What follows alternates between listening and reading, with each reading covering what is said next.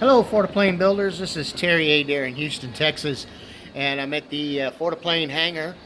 And the other day, Doug had put a post on the Affordaplane page featuring these hydraulic crimpers, and he got them from Harbor Freight. And I have a bunch of Harbor Freights here in Houston, so that 20% off coupon they have with this here, I think it's $59. With the 20% off coupon, it's like $47. So I went in and I took a look at it. Now, one of the concerns that several people had was that this is made for, you see it says 4AUG. It's made for electrical wiring. But the good thing is it comes with many different dies.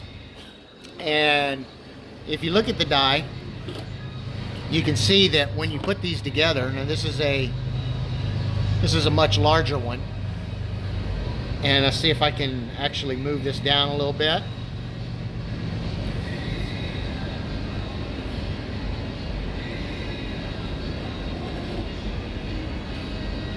Maybe you can see that.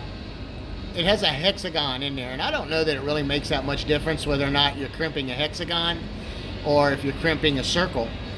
But what I've been using is this guy right here. And it crimps circles.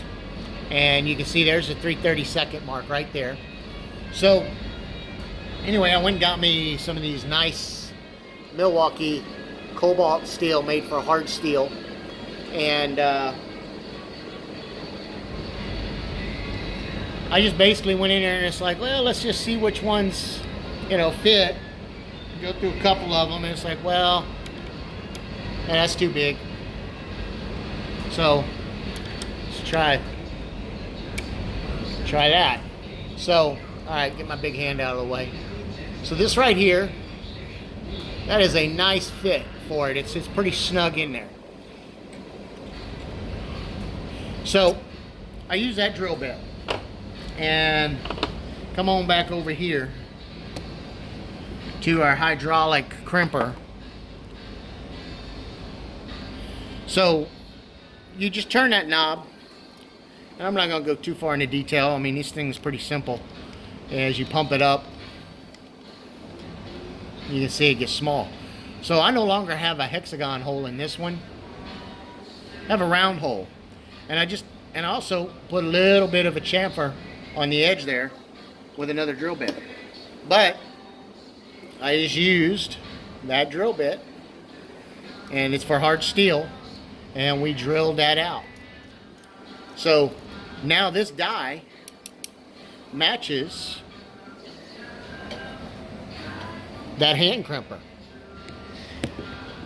So we did some testing with it. First thing I did is I tested it on an old crimp that I had right here. And this is one of the cables I had to cut loose that I replaced, and I had the 10 dies on here. So I just went ahead and put the hydraulic crimp on there, and I went down and I crimped them. And then I use these copper ones because I have a lot of spares and I'm not using these on the airplane. And I wanted to do a test crimp on them. And it works really well. It's very easy too.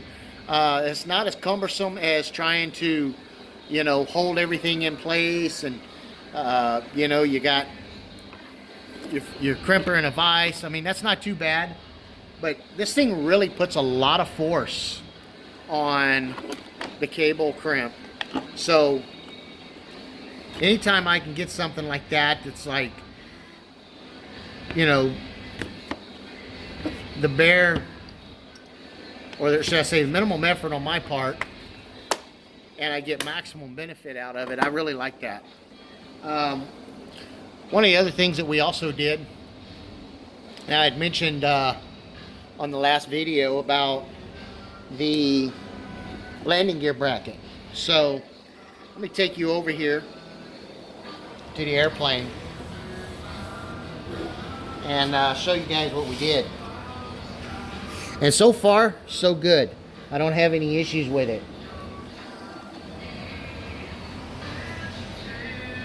So, just as I had mentioned,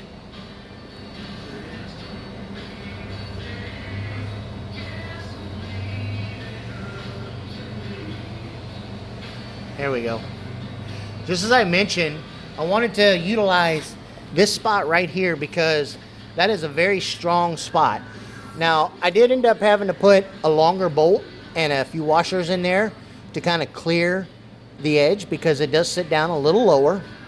But in my case, you know, I've got some really good size brackets here on my struts, so it wasn't a whole lot. And I just put that on there, and I did the same to the other side.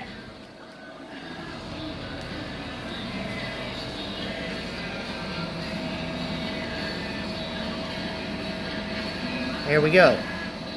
And on the bottom, there are our brand new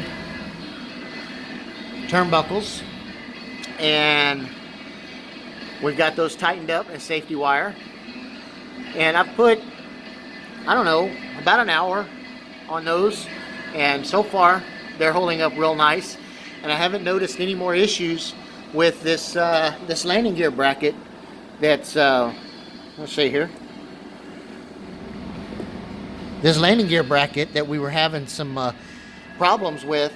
I haven't had any more issues with it so far, so we're going to continue to work that and see how that turns out.